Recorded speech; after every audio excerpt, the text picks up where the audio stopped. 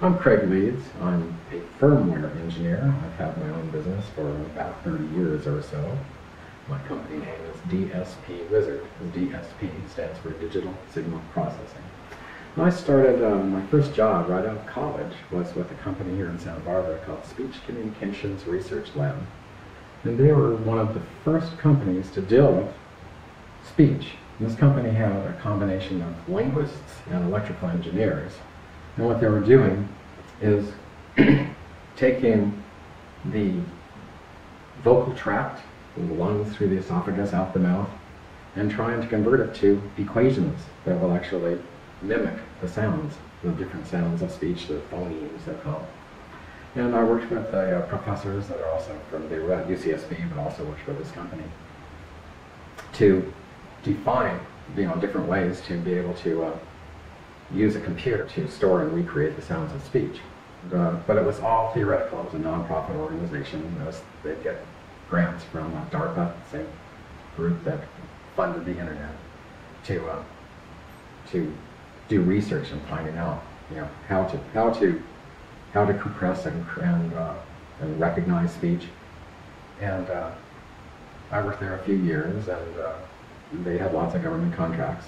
But then, that was 1973, but by 1983, Texas Instruments came out with a little chip, very cheap, $10 is what it cost for a chip.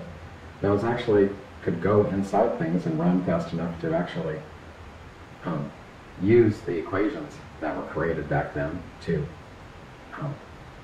work with speech.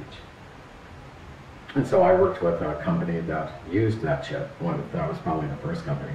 And the first application, the very first application was a toy called the Speak and Spell, which Texas Instruments created. But the commercial applications, this company created a PBX voicemail machine. So connected to the PBX system, it would take the speech coming in and compress it. When speech comes in from the telephone in what's called, what they call POTS, plain old telephone system, POTS, it comes in at 8,000 samples per second is how it's recorded digitally. So in 1 second, 8,000 times they record the speech wave in a 16-bit number.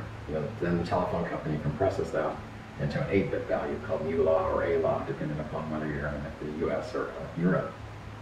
And then that is stored. But that was way too big for the voicemail machines, because back in the 80s, the disk drives were too expensive to store like that. So they used the compression algorithms that we created at this Speech Communications Research Lab in another place in Sweden, the Royal Institute of Technology, which I also worked for, that created the algorithms. So we took these old chips and took the algorithms defined by Speech Communication Research Lab and implemented them on these tiny chips. So the tiny chips could actually take the speech coming in at 8,000 samples per second. So 8,000 samples per second times 16 bits would be roughly 128,000 bits per second, which was way too much. But to compress them, they would compress them to about roughly 10,000 bits per second, which was small enough they could actually store the data onto a disk drive. And then for the voicemail machine, they would, in real time, and I'll explain that in a second, they would take the speech coming in, compress it, store it on the disk drive, and then later on when someone wanted to get their voicemail, they would take this compressed data on the disk drive and with the opposite algorithm recreate the original speech so it sounded like the original speech good enough so that people would understand it and the nuances of the voice as well. And so that was way back in 1983 or so. And I did that work for a long time. It was extremely intense work. I loved it. It was problem solving. And Texas Instruments had competitors. There was Analog Devices and Motorola. I think even AT&T had competitive little chips, but they mostly fell out of the market except for Analog Devices still makes chips like that. But every 3 or 4 years, the manufacturers would come out with a completely new iteration of the chip, where everything you'd done before you'd throw away and start over from scratch, because the new chips would have a completely different instruction set. And in those days, everything was done in the native assembly language of the chip. So if you write code for a particular chip that would implement a particular algorithm, well, when you get the new chip, you'd throw it out and start over from scratch because you'd have to write it in a completely different language. which was great for me. It's plenty of work. Because every 2 or 3 years or 4 years, they'd come out with a new family. So I was a very happy camper. And the algorithms became standardized over the years. The ITU, International Telecommunications Union, or ETSI is the other big standard. They create algorithms so that one company could compress the voice, send it across the internet, and the other company could take that compressed voice. And because they know that it's a standard algorithm, they could take the compressed data and recreate speech. But as long as the left hand knows what the right hand's doing, everybody's happy. So they were able to do that. And that essentially is exactly what VoIP is, voice over IP. So back in the 90s, business boomed in the VoIP world. So companies decided to remove themselves from the telephone system and use VoIP instead because it was so much cheaper. Back then, it was 10 cents a minute, roughly, to pay for a telephone call out of state, or at least out of your local long distance area, or out of your local area. And then with VoIP, it was basically free to talk anywhere, not just anywhere in America, but anywhere in the world. So it's just hundreds of companies got into the business, either as hardware providers, which the site I was on, or providers like MCI was big in that, and even Verizon, where people sold cards or minutes. But those minutes were really VoIP minutes, but people didn't realize that they were just phone minutes because it really didn't matter. It was the same thing as far as the consumer was concerned. If it sounds good, it doesn't matter how it gets from you to the person you're talking to. So for me, that was great. And then Skype came along, and Skype was just another VoIP provider. They created their own algorithm, and they made some minor changes to the algorithm, and other companies did as well. The big deal is once you're off the phone system, you're not required to stick with the POTS, the plain old telephone system protocol anymore, which was 8,000 samples per second. So with Skype and with there's other algorithms that are defined as well, they have a higher fidelity. They can do a higher fidelity.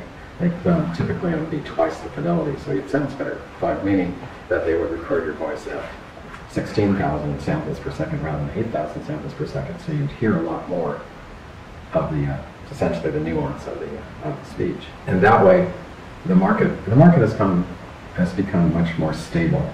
Not as many changes. So as a programmer, an embedded firmware person, there's not as much going on anymore. Things are kind of gelled. And the other reason for that is the chips have become a lot faster and cheaper. So when I first started working on these tiny little chips that would go inside cell phones, or like the voicemail machines back in the day, or typically base stations for cell phones, the chips were so expensive that you wanted to be as productive as possible on the chips. So they would use someone like me to take a defined algorithm with a defined protocol, and you're synthesizing, compressing, the other end synthesizing, or vice versa, and be able to do it as quickly as possible so that they could fit as many telephone channels as they could on that little chip. So they'd use me to optimize the algorithm, to implement it, so I could get as many channels to run simultaneously on the same chip. But now the chips are running faster and cheaper, and they don't need that as much. They can just pay a little bit more money for a bigger, faster chip, and then they don't need to have it run as perfectly as before. In fact, the industry is changing as well, and I've always worked with these specialized chips that can do that, and not much more, called digital signal processing chips, Texas Instruments being the main manufacturer. And now they can use more general purpose chips that can go inside these, called ARM chips. I think ARM stands for Advanced RISC Machines. And these chips, you can, rather than code in assembly language, you can code in the C language. In fact, you may not even know exactly what version of the ARM chip you're going to be coding for, and each chip can have a very different, they can have very different assembly language inside of them that they support. So the industry's changed, and well, for the better as far as the consumer is concerned. Not as much work for me, but that's okay. I'm kind of a dinosaur at this point, and I'm okay with that. So my job with these chips is to make the algorithms, which were totally defined and what they absolutely have to do, make them run as quickly as possible. So I would take the machine instructions that were defined for the chip, and I would convert the algorithm to use these machine instructions as efficiently as possible. Sometimes chips do what's called parallel processing. They may be able to execute up to, for instance, 8 instructions simultaneously. So the idea is to be able to do 8 things simultaneously as quickly as much as possible. So rather than doing one thing at a time in the way people think in a serial fashion, one thing at a time. And so being able to do that, being able to juggle in your hand, like 8 different tasks concurrently, makes things go a lot faster. Other typical things are just reading something from memory. It might take several clock cycles, and a clock cycle, that chip might run at, let's say, 100 million clock cycles per second. That's typical. It may take several clock cycles after you say that you want to read memory before you actually before that memory is actually fully read into the chip. So during that time, you might want to do other things, other tasks that don't require that memory concurrently. Otherwise, you're just wasting time until that memory is actually available to use. And then there's all sorts of other things typical of that. And that was my specialty, is using the chip as efficiently as possible. And every chip has its own special things about it, which made it either crazy or fun, depending on how you looked at it. Sometimes frustrating, sometimes not. But I was very good at it and loved it very much. And that's it. Yeah, so each chip is kind of a new problem to be solved. Each chip is completely different. Oh, okay. One of the main requirements, or an absolute requirement for the implementation of these algorithms, is that they run in what's called real time. In other words, as I'm talking right now, whatever device is recording this has to be able to keep up with me. It has to be able to take my voice, in this particular case, and convert it to something that it can reproduce just as fast as I'm talking, because if it doesn't, eventually it will run out of the capability of being able to record me anymore. And that's called recording. That's called real time. So these algorithms have to run in real time, and generally, for like a gateway for a phone system, it may have to take a whole bunch of different conversations and process them all in real time. And the more channels you can process in real time on a particular chip, the easier it's going to be to produce that hardware, the less it's going to go wrong, and the cheaper it is going to be to manufacture. So real time, I guess a good analogy would be like when you're talking on the phone, it's processing that and sending it at the same rate that you're talking. Right. And that way the receiver can hear what you're saying in close to a couple milliseconds that it takes to just be sent over the air. Exactly true. Okay. You should be sitting here. All right, Craig Leeds, firmware engineer, DSP wizard. Thank you for coming in today. Appreciate it.